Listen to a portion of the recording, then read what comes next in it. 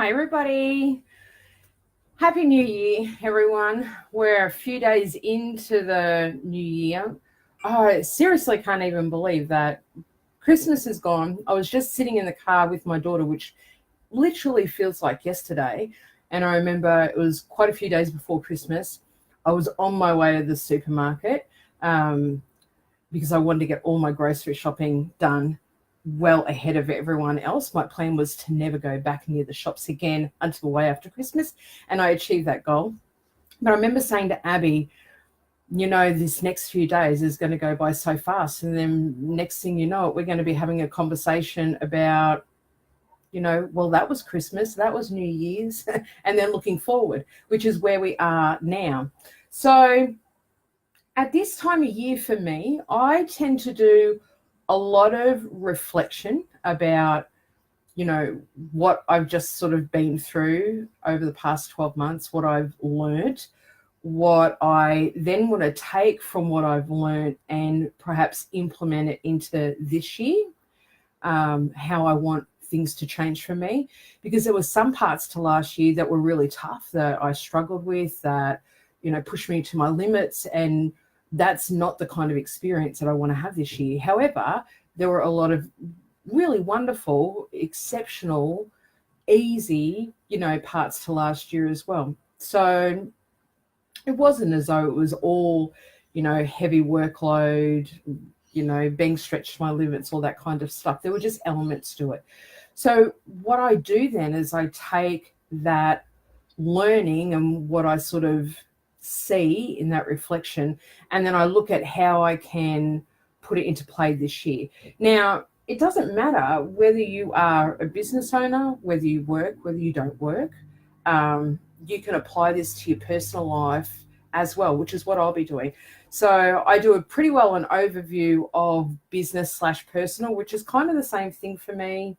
Nearly 13 years into owning my own business. So that's what I want to do today, is what I'm going to be spending the next few days doing is just a massive amount of planning for myself, personal planning and also business planning, which is why you can see the planner over the back there. Now, I've done myself up a small planner because I know a lot of people that we have in my community and in this on this page have businesses, or they have businesses that they're wanting to grow. So then what I do is I print off a full year, and then I just start writing, crossing things out where I don't want to work, or it's school holidays for me and Abby's on school holidays, anywhere where I'm going away and teaching, any special important things, public holidays. I'm notorious in past years for actually not writing down public holidays. I will, have school holidays scheduled into my calendar because I have an online calendar that I work off all the time. But for some reason, I forget to put in public holidays. And then before I know it, I will actually schedule in work on those public holidays. Totally my fault. So this year I made sure that I went in and I scheduled all public holidays. So I might do, and it's also I've written down all the short courses I'm going to be producing so that I can plan when I want to roughly have them done by, when I want to release them and send them out into the world. For anyone that's done any of my past courses, such as the A2I course, which is Attention to Intention, or maybe the Mandalas for Matrices course. There's a new one that I'm bringing out next week, I think it is, and it's called The Breath That Rocks Your Body. Amazing course. It's so big, we actually had to divide it into 2 parts. So all of those courses, they have free follow-ups. Well, we're going to do live webinars, and the content that I teach you in those is going to be based off the questions that you ask me. So you watch the course, you send in your questions, and then whatever your questions is, I will teach about what those questions are, and then that's your follow-up. So you get that automatically free every time you sign up for a class. You get the free follow-ups for whatever that class is. So I will actually do a couple of these nut it all out, and then my whole entire year is planned. And then I will transfer it to that big boy that sits behind there, and that's what I actually work off and run off. But what we're going to do today is every year, and I love doing this because it's so much fun, but I know a lot of people get really, some people get really freaked out by the idea of goal setting or putting down, just writing down things that you would like to do, right? You don't even have to challenge yourself on the word goal, right? Because a lot of people are very triggered by just the word goal. If you are, then perhaps just do a little bit of work around it, figure out why the word goal bothers you so much. Don't let it control you. Don't let it run your life. It prevents you from being able to set goals, right? So every single year at this time of the year, I actually put together a list. It's 100 things that I can potentially do over the whole year. Now, the first time I did this, I'm pretty sure from memory, I smashed everything off my list because there was a lot that I really wanted to do. And then the more you get into the habit of doing these lists every year, the more you really have to dig and find like what it is that you want to, explore and try and taste and touch and learn and all that kind of thing, right?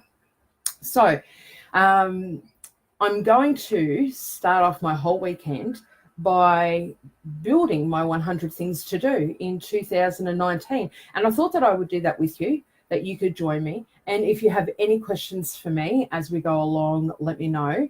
I would love to know when you come into the space. So give me a shout out, say hi, say g'day, and let me know that you're here, because sometimes Facebook does not notify me when you're actually coming to the space. Rightio.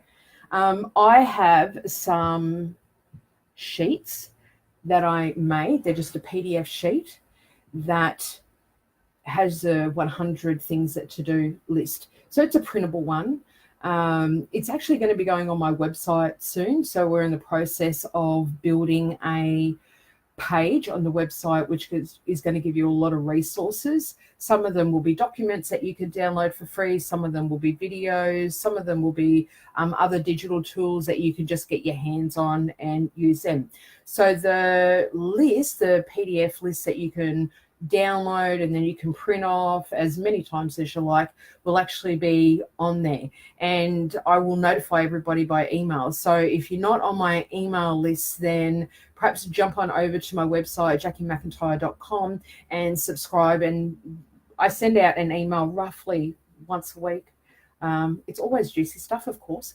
And so what I will do in that email when that's available and the whole entire page is actually up and running, so not only will you be able to get that download, the list, but you'll also be able to get your hands on everything else as well. That will actually just be sent out as a notification in the weekly email that gets sent out. Okay, so what I have done in the past is I've actually used specific workbooks, these ones in particular. So this is from my 2017 workbook that I use. I'm a pretty big fan of the Shining Year workbooks, which is from Leonie Dawson. I haven't used them this year. I'll explain why later.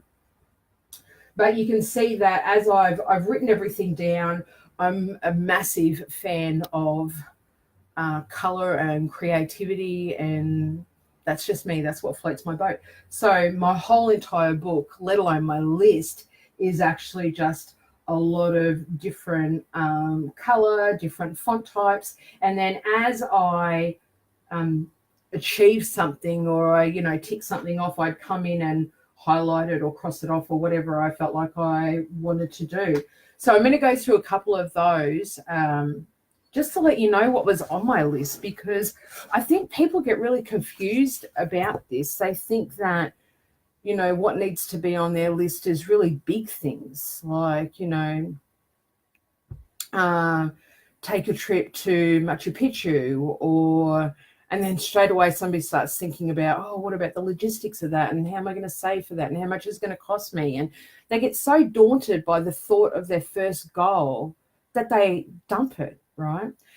It's amazing to me, given that we're so evolved as human beings, right, that 80% of people don't even think of goals. They don't even think of them. They really don't understand the absolute importance of a goal. They don't understand then, if they sort of understand that a goal is a pretty significant thing, it's actually that they don't understand then how to play with that, how to use it, what to do with the goal, how to interact with it, how to stay focused on it. There are a lot of different tools and techniques. The biggest one, first off, write it down. That's the easiest thing that you can possibly do for a goal, is write it down. And then you want it to be somewhere that is, you're either going to be seeing it all the time, every day, or it's going to be in something like this, which is like a yearly workbook that you're going to be visiting often. So for me, because I was using this workbook a lot in just my normal everyday life anyway, but then every month I'd sort of come back at the end of the month, do a little bit of a review over that month, and then see if I need to tweak anything or change anything for my next upcoming month. So really, all in all, that would take me maybe about 10, 15 minutes, if that.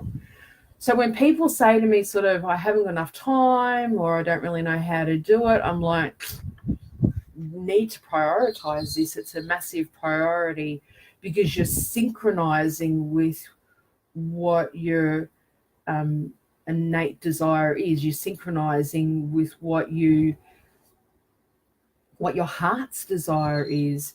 The more in tune you can become with what it is that you're seeking and what you need, and what's going to fulfill you in so many different ways, the happier your life is going to be, the more enriching your experiences are going to be, the more powerful your relationships are going to be, the clearer you're going to become on your purpose. And that is something that a lot of people just have really no idea about, is their purpose. They don't understand their purpose, right?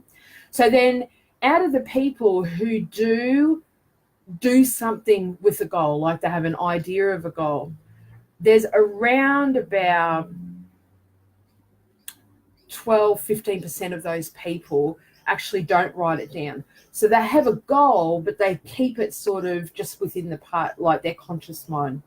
And they might say it to themselves a few times over in, the first couple of days, or even the first couple of weeks of them declaring their goal. But what happens is, because they're not writing it down, and writing it down is a very important part, because of the way that it then starts to hardwire it into the brain, and then the way that there's different parts of your body that can start help planning an organization. So there are specific parts of the body that the consciousness of them are fantastic at planning an organization. That's what their natural role is anyway. So things like the liver. The liver's role is all around planning an organization. So it's sensational at that. When you write it down, when you then action those goals, or you start to play with them and interact with them, is the word I was looking for, in different ways, and it allows your entire body-mind complex to be able to sync with them. So there's a very big reason why writing down goals is actually a very important thing to do. I quite often will print them out, I'll laminate them, might do something creative to them, but then they're always in the front of me on my boards that's, behind my computer screens here that you don't see. So 16% or 15% of people don't even write down their goals. And what happens is, when you're just sort of saying them to self a couple of times over for the first few days, or sometimes for people it's the first few hours, and then it's gone, it actually doesn't go through the process of properly hardwiring into the body. You need to form massive pathways. Some of the neural pathways you need to form to actually synchronize yourself very, very firmly with that goal, so that your eyes are on the prize, or your eyes are on what it is that you want to do. Another tool is that short course, which I think is still on flash sale. I was thinking to myself, why have I still got on flash sale? So it's going to be coming on flash sale in the next few days. So it's another course called Attention to Intention. And it's an intensive course. It runs for about 2 hours. You've got lifetime access to it. And it teaches you how to build vision boards, but not just any old vision board. It's actually a protocol. There's a step-by-step process. We heavily use the 5 senses. We heavily use concepts that come from your mum and dad, so your matriarchal and patriarchal lines. And there's a lot to it to just get very clear about one goal, so that it synchronizes your entire body mind complex to actually achieve that one goal and manifest that one goal. And it's extremely powerful. So that's another tool that you can use as well. Out of all those people that actually sort of think of their goals, you get a small percentage of those. I think from memory it's about 5%. It might even be less. 5% of the population actually write down their goals. And then out of that sort of 5%, there's about 1% that actually review it really regularly, resynchronize themselves to that goal, right? So what that means is review it. If your idea of that goal changes a little bit and you think, it's kind of right, but my perspective shifted a little bit, or my priorities have shifted a little bit, I still want that, but I want it in this way, or I want it in that time frame, or I don't need that part, so I'll get rid of that and just scale it back a bit more, right? So that's the other thing, is that people can really attach to a goal, setting a goal, and then it just needs to stay that way all the time. Goals are changeable, they're flexible, they're mutable. So quite often a goal will actually change its shape and change its whole identity over a period of time. So it's okay to go back to a goal and say, hey, I need to review this. It's not quite the way that I want it to look now, and I want it to look a different way. So I think they're the people, the 1%, they're the people who actually get there. So when you're sitting back and you're thinking, gosh, how did they achieve that? How did they do that? Because they followed the process. They just aligned themselves so strongly to what their goals were that there was no other option but for it to be achieved, right?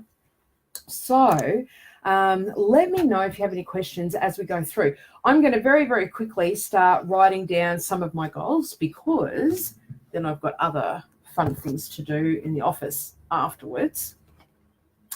Now, I was going to explain to you why. Let me just wet my whistle. I always make a cup of tea or coffee, or I brew myself a bone broth before I start a live, but because I talk too much, then by the time I finish, it's cold. And then I top it up with hot water and everything's good again. Okay. Now, these workbooks. So what I did last year, 2018, is I bought these workbooks. There's 2. There's one for business, one for life. I bought both of them. And I use them both in slightly different ways to what they're intended. Sometimes I use the books as they're intended, and then there's a few pages in them that I completely change up and do my own thing with them. Now, with the books that I got this year, the start of 2018, the start of that year was really, really busy. It went full on straight away. The My Incredible Orbit community just went kapow. So when I was meant to be sort of in planning time and organization time and everything like that, I was already all systems running. like really, really running with business, with work, doing lots of sessions, being a mum, settling everybody into the My Incredible Orbit community, watching how that was all working and noticing things that I needed to change very quickly.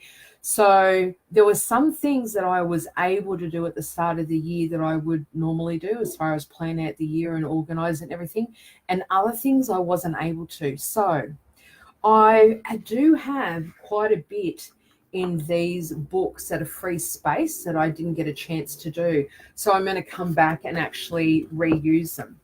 Because I buy both a business planner and a life planner, there is a 100 things to do list in each of those planners. What I've done historically is I've used one of those lists to actually write down all the books that I want to read, because I love reading. And so that's what has just accumulated. That list has accumulated book titles and authors. And then the other list has actually been my goals list. Because I didn't get to do that last year, and my books list, I've actually changed, and I use a different format for that now. So I actually put my books list into a Google document, maybe a slide. No, not a slide. I can't remember. A Google Doc of some kind. And so I have one of these free, which I'm going to use. Let me tell you some of the things that I did and wrote down as my 100 things to do, because they don't have to be, really big things like, actually, one of my clients this year is going to learn sign language. That's one of her 100 things to do, learn sign language. I put down to design and get a tattoo in honor of my Nana who passed away. That was that. Got it done in Tasmania by a really beautiful and wonderful tattoo artist. I'll share that story one day because that was quite amazing. I did a 1-week holiday in Tasmania. Make homemade bread. That was something that I hadn't done, that I had such fond memories of my pa doing. And I used to remember as a kid waking up and you could smell hot baked bread through the house, and it was just the most delicious smell ever. And he used to cut thick pieces of bread and put butter and honey on it. And it was just the most amazing thing in the world. And I've really shifted, well, I wouldn't say shifted is the right word, but I've put a lot more attention and focus into how I live and what I use in my life over the past 4 or 5 years, where if I can cut out the middleman a little bit, that works better for me. If I can make life simpler, then I, plan to do that. So I actually started making a lot of my own bread, especially the artesian breads, like the sourdough. And it's been an amazing experience. Really takes me back to my childhood. But oh my gosh, it tastes amazing. And your bread lasts so much longer, not like the normal loaf of bread that you get from the grocery store that, especially in our weather in Queensland, a loaf of bread can go stale and mouldy 48 hours after buying it. And we're not massive bread eaters anyway in the house. So having a loaf of bread that lasts you a week is a great thing. I wrote, just get back into the swimming and do a few laps in the pool every week. Did that. Go to a live music concert. Went to Jimmy Barnes. Thank you very much. Did that. Started to tone up different areas of my body. Did that. Some of them were in relation to business stuff. So I wanted to sign up for certain software programs and have different apps that I really needed in business to streamline things and make life easier. But I couldn't do that unless I achieved my financial goals. And so all of those software programs and apps I actually was able to do. Buy flowers for myself once a month. I did that. So this is all really, really easy stuff that you can write down. I did a new homepage on the website, organized a ski trip. I've actually started organizing that for next year.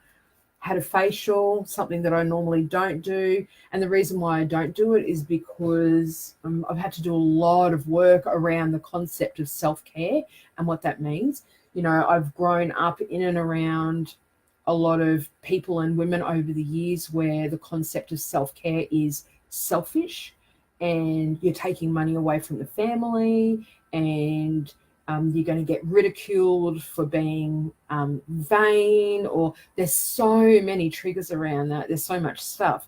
So I really wanted to push my own buttons by doing it, and I wanted to just go ahead and bloody do it. Experience a facial, love the facial, endorse the facial, and then do it again. Make baskets. I think learn to crochet something. I did learn to crochet, was really crap at crocheting. For any of you guys that, you know, hang out with me that knew me from a long time ago, especially back in school, it was always a hilarious point that Jacquie had really small thumbs. I have really, really small thumbs. And that's what contributed to me being an appalling crocheter, because trying to crochet with small thumbs is not easy. So I tried it, I achieved it, I ticked it off, I ditched it, and I went to something else. Have not flown first class yet. That goes on my list for this year. So this is what I do. Anything that is on my list that I haven't achieved, I reassess it, I sit with it for a moment, sort of feel down into my gut area whether it's still in alignment with me, whether I still would like to have that experience. I'm thinking yes. Yes, I would. So on my list goes fly first class.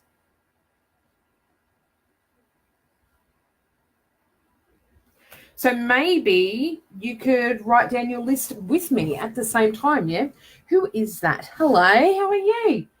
We're writing down our lists of things that we would like to experience or achieve or do in 2019. So my first one was fly first class. I think also I would like to stay in a 5-star something, whether it's a hotel or B&B or resort or something like that. And I have done this in the past, and their version of 5 class was not my version of 5-star. So I'm going to write it down again because I want to try and give myself a whole brand new experience with what 5-star would actually look like. So stay in 5-star, and I'm literally going to do stars. 1, 2, 3, 4, 5. And I'm just going to put place because I don't want to try and box in what that's going to look like. Oh, you know what else I could do is gold class movie again. I did that a couple of years ago in Hobart. Really loved it. I go to the movies a lot by myself. I'm really in love with that. It's so nice. Okay, so I change the color of my pens a lot. So I'm going to do a gold class movie. I'll try and do it without shaking my screen too much. Okay.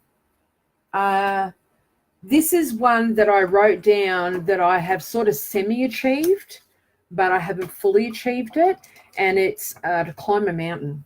Now we have, because of where I live in the sort of Sunshine Coast, hinterland area, we're very lucky to have a lot of beautiful, really hills and mountains.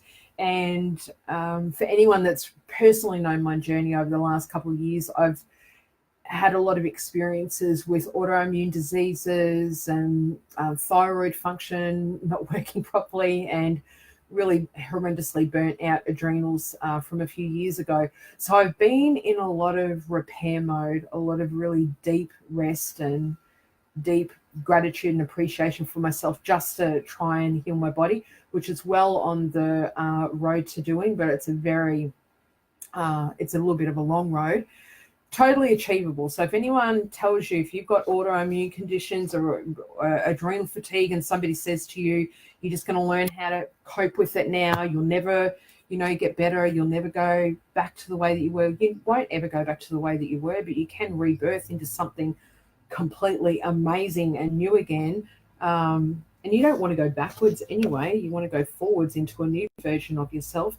But it is possible to heal and repair from autoimmune, and so thyroid conditions are autoimmune. If you're experiencing Hashimoto's or anything like that, like I had been and sort of still am a little bit, but it's totally doable.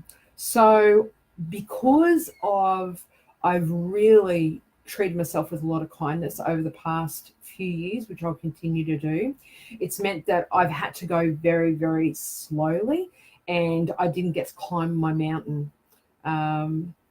So I'm going to put that back on my list.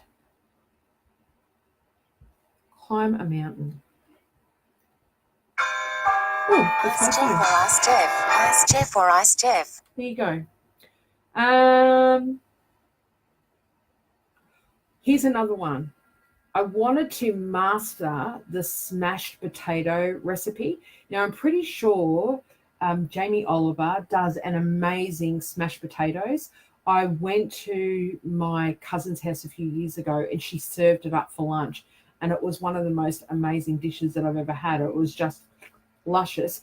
And I've always wanted to learn how to make that and to do it really successfully. So that goes on my list of 100 things to do in 2019 is make and master, because you want it to be good, smashed potatoes. Oh my gosh, that's just reminded me. I haven't even had breakfast yet, and so my mouth is totally watering. Let me know if you have any questions. What are your list of things to do in 2019? What is that? Bathe in natural hot springs. I did that. Did it in Japan. Was amazing. I definitely will challenge myself to do that again. I'd done it just 5 weeks after I'd had major surgery back in April last year. Hey, Miranda. I went to Japan in April. So it was 5 weeks after I had major surgery. And it was a challenge for me because traditionally in Japan, it's naked bathing, and it's also public naked bathing. Majority of the hot springs, it's females in one area and men in one area. But after you've had major surgery and you sort of have your wounds and your scars and they're all purple and you're still really swollen, everything from it, that was a really interesting one for me to actually do and achieve, because it gave me an enormous sense of freedom after I'd done it and really pushed through a lot of my boundaries. So that was a really great one. I think I'm going to actually put that on my list again. So bathe in hot springs. And I've just thought of another one that I'm going to do. There is a tiny house festival that is running in Bendigo, Victoria, March this year. And I definitely want to get to that. And I hear on good authority, I'm not 100% sure, but I hear on good authority that there's some beautiful hot springs just outside Melbourne, maybe in the Dandenong area. You can correct me. Maybe you know. So bathe in hot springs. I could travel down through the hot springs and do the tiny house festival all in the same weekend. There you go. So that's another thing that I like to do with my 100 things to do in 2019 list, is try and see what I've got that maybe I can do in the same weekend, like bleed them into the same experience. Okay, so go to Tiny House Festival in Bendigo, March. There you go. So that will also then need to go on my planner because I haven't accounted for it yet. Another one was just to camp more often. It's something that I only just started getting back into a couple of months ago, and it reminded me how much I love that lifestyle and how much it just lets my body sort of decompress, unwind and unravel itself. And then you're in such a space where it's almost like I can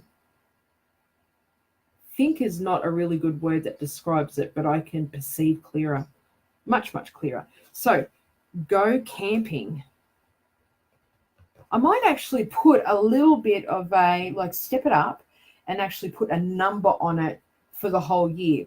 So if I can go camping, say 5 times for the year, then it's achievable. I can fit it in amongst everything else. And you want to give yourself goals that you know you're going to be able to tick off.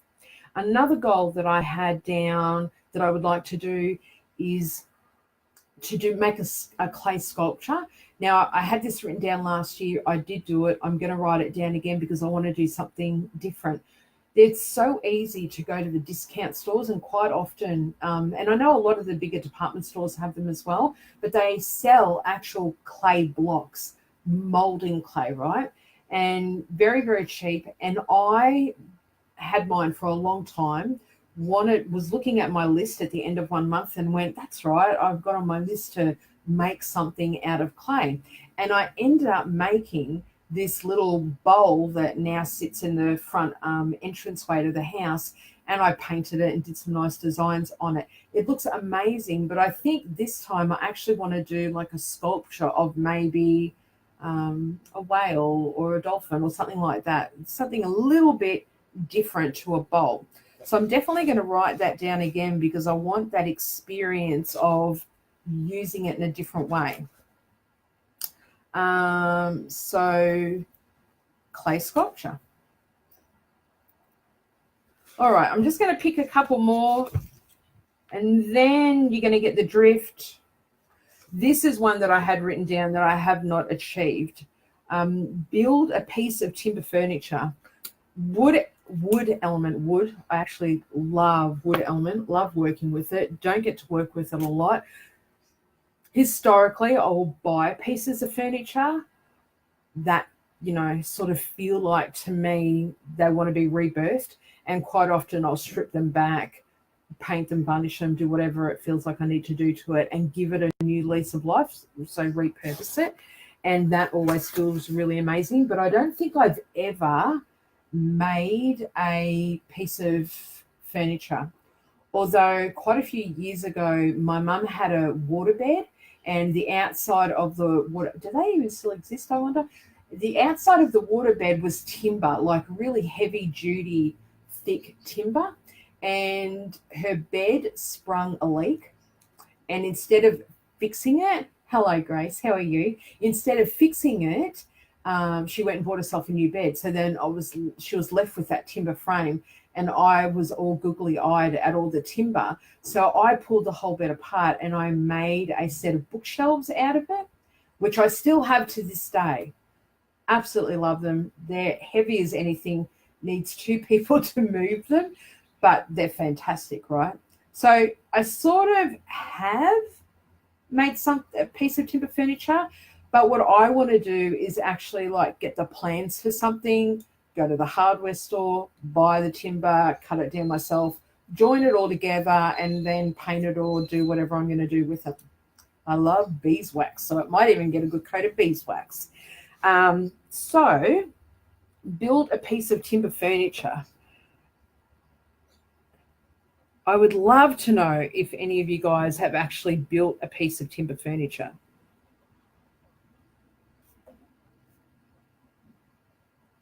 I know what else I write down. Now, believe it or not, in one of my prior work experiences, you are just talking to me. I'm talking to everyone, Grace. Wait, tell you what I'm doing. I'm doing my 100 my 100 things to do in 2019. So it's my list that I always do at the start of every year, and we're just playing around and having a lot of fun. So I write it down and then review it really, really often, and then cross them off as I achieve them, and they're a lot of fun. And whatever I didn't get done last year, then I just roll them over to this year. Yeah. So the other thing that I was going to write down is to make a birthday cake. Prior to me becoming a business owner and body talk practitioner and sort of life coach and health specialist and all that kind of thing 13 years ago, many, many moons ago, I actually used to work for Baskin-Robbins as a cake decorator. So I used to make cakes, I used to decorate them, loved it, loved the actual mechanics of it and making it. Didn't so much like working in a shopping center where you never see sun or anything like that. Did not like that at all, but loved decorating cakes. So it's my daughter's birthday in a couple of days on the 11th of January. I'm actually going to make her a cake, but I'll make it like something really, really special. I might do a unicorn cake or something. So number 57 on my list is going to be make a birthday cake. See, they're all easy things. They're achievable things, but they're also fun. Got a bit of creativity about them. You're thinking of things that perhaps you haven't done for a while, or that you haven't done at all, that, you know, you've always wanted to do. And quite often you'll be sitting there in a moment doing something or lost in thought, and something will come to you and you'll think, oh, I've always wanted to try that or do that. But then it just sort of drifts off again, right? And it leaves you and you forget about it and you don't ever come back to it. I don't know if you've ever read Big Magic by Liz Gilbert, but part of her message in that book is that when inspiration comes and plops in your lap, it's your mission, it's your prerogative, priority as well. I was trying to do two words in one then, to sort of grab it, take hold of it, and interact with that, to go forward with it, to do that, to have fun with it, right? That's part of what life is. It's a great book. I highly recommend it. Now, I did write down to go teach in Japan. I did that. I will be doing that again, but it doesn't feel like it needs to be on my list as a thing to do as such. Here's what I did is one of my goals for 2017 was to go back to writing handwritten letters and sending them to friends. So I did that. There was a couple of girlfriends that I went to school with that I still keep in contact with, and they're very close friends. And I started writing letters to them, and we wrote letters backwards and forwards to one another. We would actually buy beautiful paper, write a letter. Of course, me being me, I embellish it with some type of color or stickers or crazy face or something like that. And then I put in an envelope and I address it and I buy a stamp and I actually send the thing. And it's so nice. It is so nice to go to your letterbox at the end of the day and to pull out a handwritten letter that's come from somebody, and you can make yourself a cuppa and sit down and read it. It's just a beautiful experience. So that was one thing that I wrote down that I wanted to do and achieve in 2017. I did that. I was so happy that I did it. Another one was to sign up for a local community class. That's something I did. I really enjoyed it. I think I'd like to do it again, but do a different class as well. I've always wanted to do a pottery class, but I don't think there's many. Actually, I don't think there's really anybody that lives in my local area that teaches pottery, but I'm going to write it down anyway because you never know. Maybe somebody's come into the area and starts doing it. So I'm going to do a pottery class. And number 45 will be to join some type of a community program.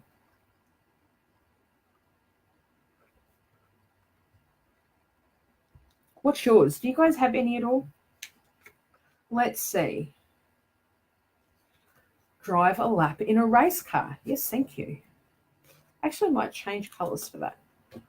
Just feels like it needs to be blue. Okay, number 21 will be, and I don't start my list, start writing 1, 2, 3, 4. I put my goals all over the place. So drive a race car just feels like it needs to be number 21.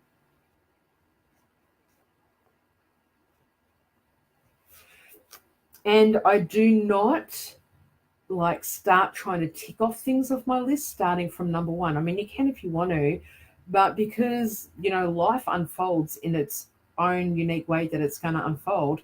So you could have every best intention to start at number 1 and work through it that way. But in my experience, it's not going to flow very well. You're much better off just sort of coming to your list and picking off whichever one that you can do in that moment, right? Okay. What else have we got? I had to get a photo shoot done. I did that. I think I'm going to write that down again, but I actually want it done at the end of the year because I'm going to spend a lot of this year really focusing on a lot of work in the water, a lot of resistance training. So then I'm going to feel and look very different towards the end of the year. And then my photo shoot will sort of be a celebration of my journey throughout the year and my sort of thank you to myself for doing that as well. Rightio. So 59 will be to get a photo shoot. Done at end of year. There you go. I already know that's happening at the end of the year. What else is there? I'm just going to do a couple more. Do you guys have any at all? Go roller skating. That was one of my goals. I did that. I semi-enjoyed it. It hurt lots. I bruised my bum lots and my hips and my knees. So I was happy to cross it off. That won't be going on my new list.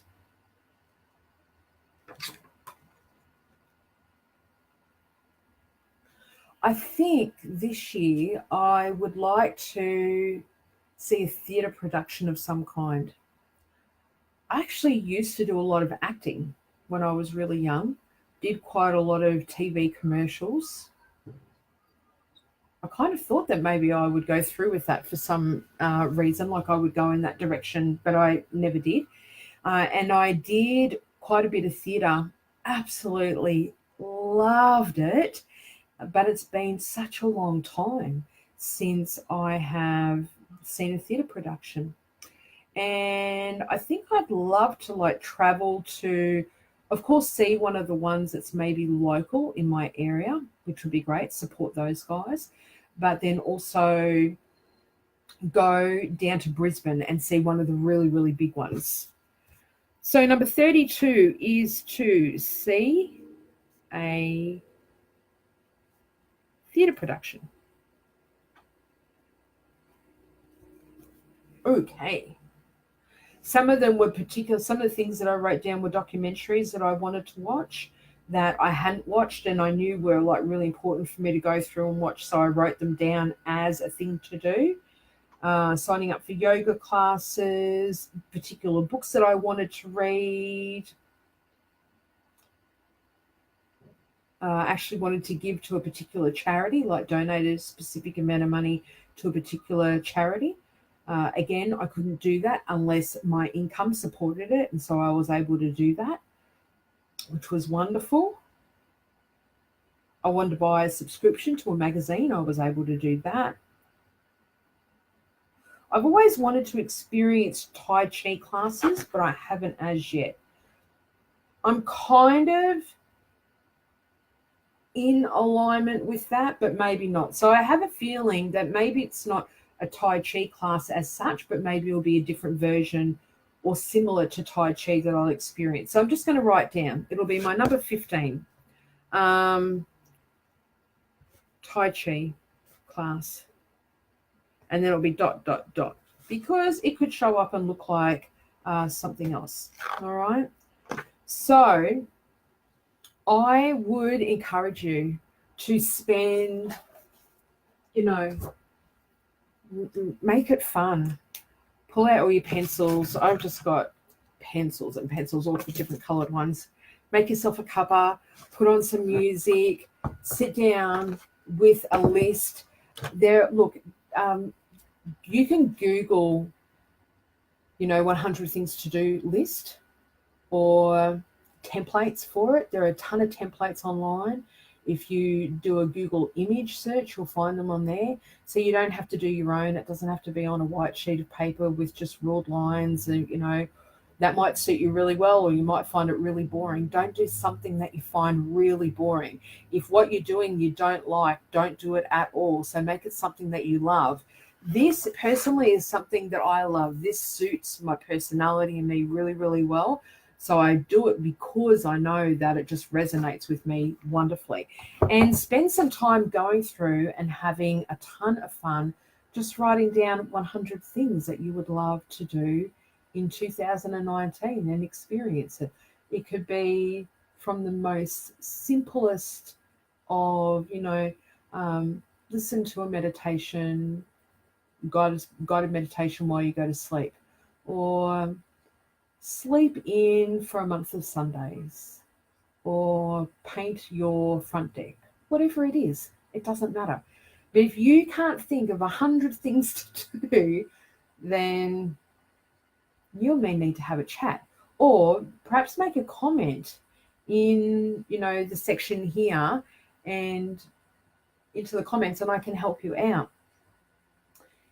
Also, there's going to be online forums that can help you with that. I was just going to say, if you even put it as a comment into the page here, help, I don't know what to do, I don't know what to write down, what do you guys have, what are your ideas?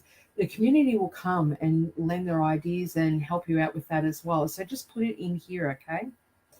And I would love to hear what some of your things are for 2019 that you're going to try and work through and achieve.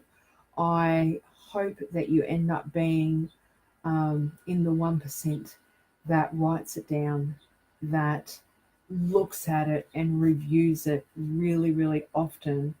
Because if you do that, then you will end up being the 1% that smashes through them, that gets to tick them off and gets to have a fantastic time while you do that as well. Thanks to the people that popped in this morning and joined me. Thanks, Grace. Miranda, I saw you there as well. Thank you very much. I know there was a few people that came in. I didn't see the notifications come up properly, so sorry about that. Sometimes Facebook's a little bit funny, doesn't send the notifications through in time.